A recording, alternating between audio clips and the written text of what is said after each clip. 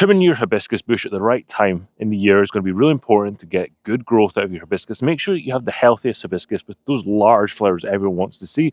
It's one of my favorite plants I have in the yard, and I like to take good care of this because if you trim this at the wrong time, cut it back, you might not get the growth and the flowers that you want to see in the fall. And those hummingbirds absolutely love these flowers are not going to be anywhere in sight because you're not going to have that healthy hibiscus. Now, I've done this for years on my hibiscus. And what I like to do is in early spring, when it started to get a little bit warmer, I cut these back. Now, these stalks have been like this all fall. I know you can cut these back and propagate them. I haven't done that, but maybe I'll do that this year and see how well that goes. And then I can have more hibiscus flowers.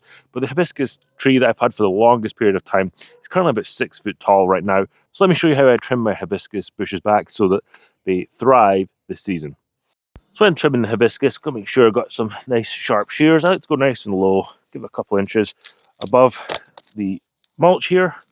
Cut them all back like this. Some will come out to the side and just cut them back in like that.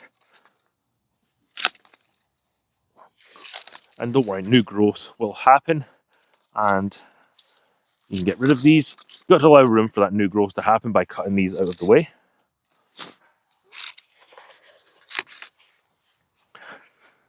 Now, if you're going to be cutting this back, you might want to flag this so you know where it is, so you don't damage it or dig it up when you're working in your yard in the spring.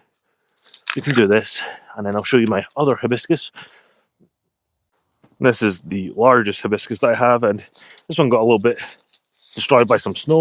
We'll cut this down low. It's about 6 foot tall because I'm 6 foot tall. It's actually taller than 6 foot, 6.5 foot tall. Just go do the same method. Cut them down. And this one here gets really nice large flowers, which hummingbirds and bees and other pollinators really like.